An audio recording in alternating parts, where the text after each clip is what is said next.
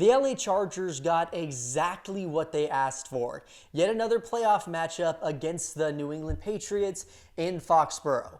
But was this a mistake?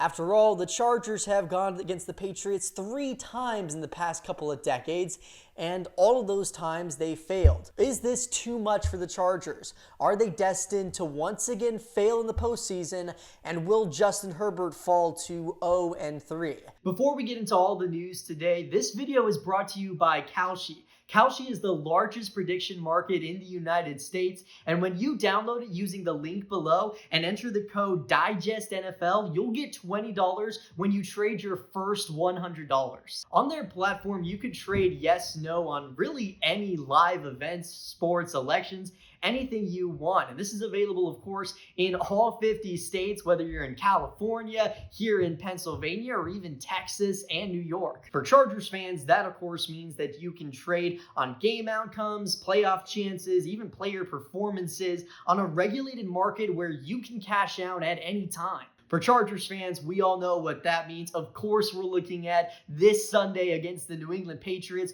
Right now, Kalshi has the Chargers at about a 37% chance to win that game. That means there's an opportunity for you there. If you believe, like I do, that the Chargers actually have a pretty good chance to win this game, then you can jump on that right now. It's a smarter way for you to be able to put that sports and that news knowledge to the test, and you can always close positions whenever you want. So remember to download Kalshi today and use that code DIGESTNFL so you can be able to get $20 when you trade your first $100. All right, that's enough for me, and now let's get back to talking about the Chargers. I know I'm the doom and gloom guy here when it comes to the Bolts, but going into the playoffs, we felt as if there really wasn't a good matchup, but if there was one that there was a possibility for the Chargers to eke out a victory against, it would be the New England Patriots, for the simple fact that this is a young team that we really don't know much about. They haven't really faced many strong teams on their schedule this season, and the few times they did face top-tier competition, they lost. So there is some hope there for the Chargers, but again, against any team in these playoffs, the Chargers are not going to be favored. And while the New England Patriots may be young, they are uber talented. Drake Maye is the MVP of the league. This Patriots offense was firing on all cylinders the entire season, and the defense isn't anything to laugh about either. But as always, we're going to talk about exactly what the Chargers can exploit this week against New England. Then we're going to talk about areas that the Chargers might be looking to improve on and what they can do in future playoff matchups. But first things first, let's start with the defensive side of the football. And of course, that means talking about Jesse Minter, who has just been absolutely exceptional for the Chargers this season.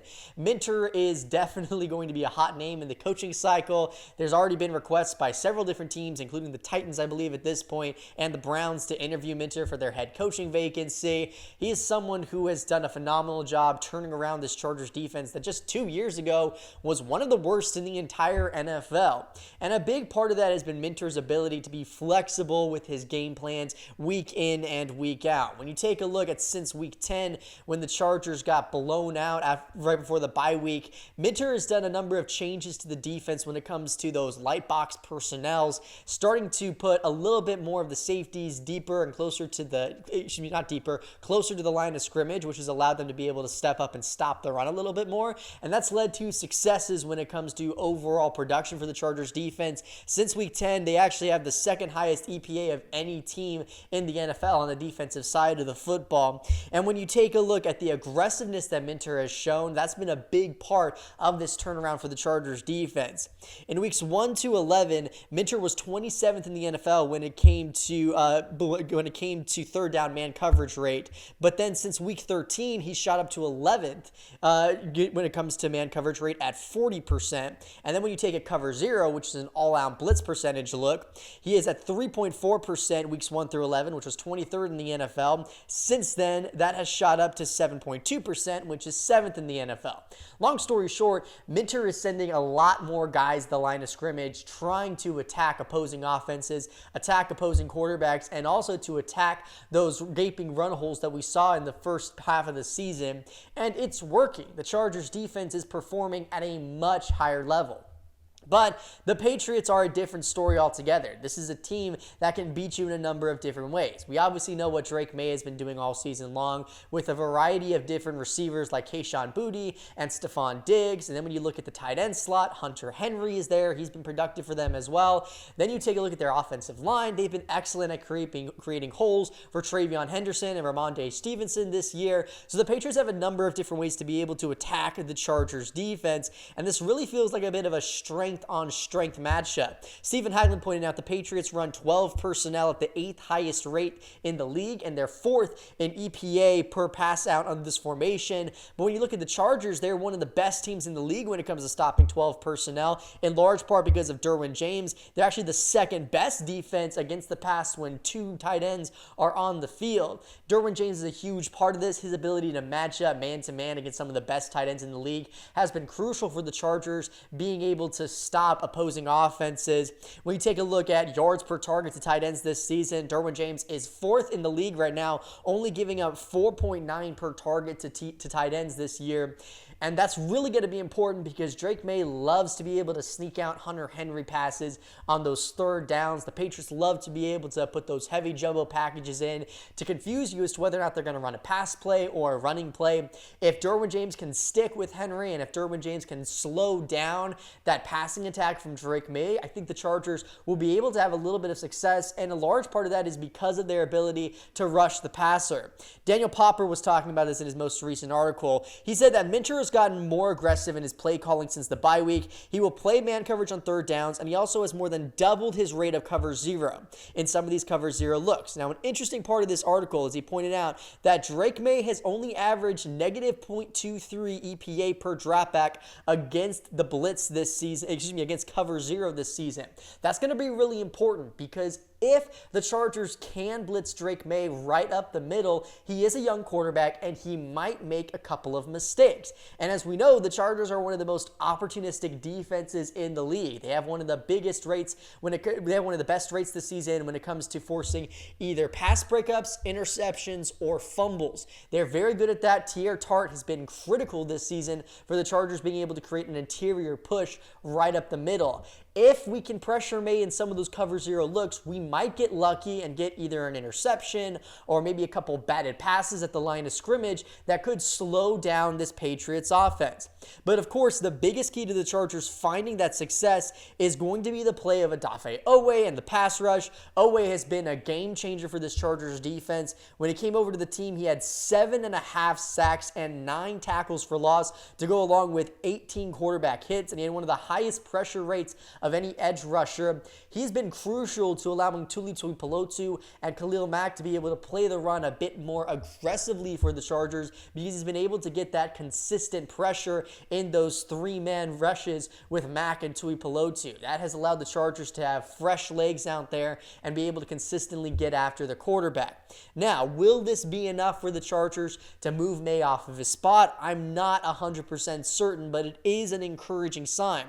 And part of the strength that the Chargers are going to have to try and exploit this weekend is going to be against the Patriots offensive line that really hasn't been tested when it comes to pass rushers this season. The best pass rush they probably faced all year long was against the Las Vegas Raiders. I almost said Oakland Raiders. They're still used to that.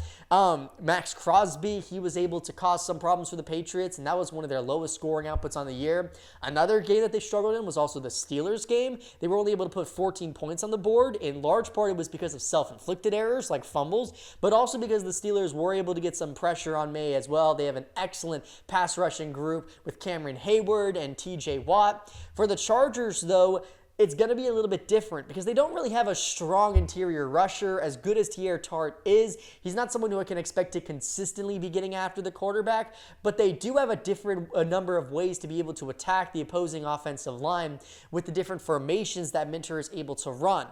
Minter is fantastic at making quarterbacks think they're getting something different before the snap. He loves to be able to show maybe a single high safety coverage look and then change it to a 2-high safety coverage look right after the snap. And because of that, opposing quarterbacks don't get the look they thought they had. They have to hold on to the football for an extra tick of a second, and that allows these rushers to be able to get after them.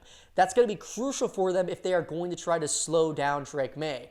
But to be honest, if I'm the Patriots, I'm just running the football down the Chargers' throat at this point. They've really proven that they can't sustain drives this season, and that's a big problem for the Chargers if they're going against a team that can run the football. You look at the Jacksonville Jaguars game, they had 47 rushing attempts in that game for 192 yards. They destroyed the Chargers 35-6. Herbert only got the football for 2 minutes in the third quarter because of that. Minter has to be able to avoid that from happening again, and it's going to be a tough task because both of these running backs, Henderson and Stevenson, are very good, and this offensive line, although not very much battle-tested at this point, has shown that it's a very strong group. Now, the Chargers are getting a bit of good news, though, when it comes to the offensive side of the football at this point. We've talked about, the injuries this season. It looks like the Chargers are getting a little bit healthier, but the Patriots are a little bit banged up as well. Taking a look at their injury report, the one I want to highlight is that second name from the bottom, Tunga. He's their nose tackle. He's one of the best in the league when it comes to stopping the run. Without him, this defense for the Patriots looks completely different. We have seen teams find success against the Patriots this season when it comes to running the football. The Buffalo Bills were able to run all over them in that second game when they faced them and came back. That was a huge part of Josh Allen being able to win that game, was him being able to consistently get the ball to James Cook bursting up the middle for a huge run. Now, the Chargers are going to be going into this game with some question marks when it comes to their rushing attack. Omarion Hampton has been on the injury report all week, although he did, according to Chris Rim, say that he plans on playing Sunday against the Patriots. He had his first practice today in limited fashion for the Chargers.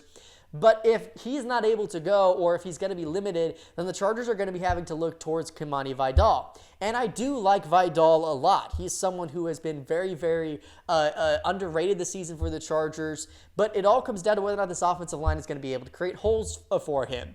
And when you take a look at the Chargers' offensive line against the Patriots' defensive line, this is the reason why I think the Chargers got what they wanted when it comes to playoff matchup. Because the Patriots are 31st in pressure rate without running a blitz, and the Chargers are 31st when it comes to allowing pressures in the entire NFL, which means this is coughing baby against coughing baby. These are the two weak points of both teams. If the Patriots are unable to exploit the Chargers' offensive line, that should give Herbert just a little bit of time to get the football out. And more importantly, it should give Kimani Vidal or Omarion Hampton some space on the edge to be able to get some of those big runs and sustain drives, what the Chargers are going to need against the Patriots because they want to keep Drake Maye off the field as much as they possibly can. In addition to Tunga being hurt, Harold Landry also is a bit banged up as well. It's unknown whether or not he is going to play, but Milton Williams is probably going to be playing for the Patriots. That's a bit of a bummer for the Chargers because he's a very good interior pass rusher. But overall, it feels like there should be some opportunities there for the Chargers to exploit. Now, per PFF, if the Chargers were to win this wildcard game against the Patriots, it would be the worst offensive line to win a playoff game since 2006. The 2011 Giants did manage to win the Super Bowl when they didn't have a very good offensive line, but even that offensive line was definitely average at least. On the flip side, this Chargers offensive line has been one of the worst in league history. But one thing I did notice when it came to taking a look at some of the statistics, according to Stephen Hagelin, he pointed out that the Chargers rushing attack ranks 31st in the league when it comes to inside runs, but they're third in EPA when it comes to runs on the outside this year. And Vidal has been a big part of that. Vidal this season has taken the ball outside the tackle 78 times for 411 yards. That's 5.1 yards per carry. Definitely above that 4.0 carry average that we look for. But when it comes to rushing inside, he has taken the ball 77 times for 232 yards or 3.01 yards per attempt, which is about a yard below league average. So they're a yard above average when it comes to running off tackle and a yard below average when it comes to running in between the tackles. That's in large part due to the play of the Chargers' two best offensive linemen at this point, Trey Pipkins and Jamari Salyer. Gosh, 2025 has been weird, huh? We're saying Pipkins and Salyer are the two best Chargers offensive linemen. Regardless, that's going to be the Chargers' strength when it comes to this line play.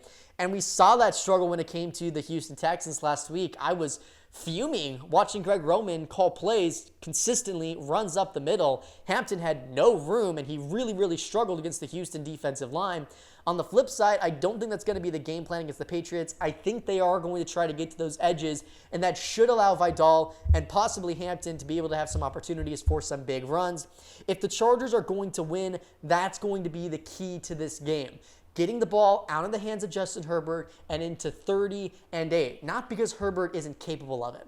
Listen, I would love nothing more than for Justin Herbert to go into New England, throw for 350 yards and 4 touchdowns, and put to bed all of those claims that he's not a clutch quarterback. But I'm also realistic. It's going to be cold in Foxborough. The Patriots have a very good secondary led by Christian Gonzalez and Carlton Davis, and the Chargers don't have an offensive line to give him time to throw, which means if Justin Herbert only throws for 150 yards and 1 touchdown, but the Chargers get the win, I'll take it, because that's a playoff win, and that's him living to die another day. He's been banged up all season. The Chargers have been banged up all season. They really just need a win. It feels like at this point, if they were able to get 1 victory in this postseason, you would feel good about yourselves. You would feel good about this team, and you would feel good about the future of this team as well. Especially since this is something that hasn't happened since 2018.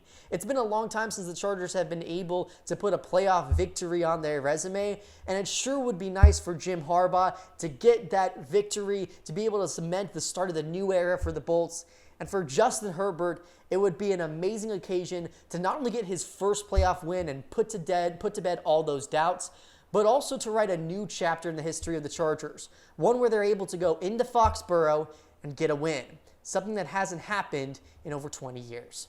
Thank you all so much again for watching. I'm Sam Peña here with Chargers Digest. Really appreciate if you guys could like and subscribe. Thank you for getting us to over 100 subscribers. We're really building this channel right now. I appreciate all the love that you guys have shown this channel so far. Also, let me know how you guys think this game is going to play out below in the comments. Do you think the Chargers have a chance? And if so, is there something that I've missed? Is there maybe a weakness I haven't noticed on the Patriots? I would love to take a look at that and see if maybe my take will change just a little bit. Anyway, until next time, as always, Bolt Nation, Bolts up.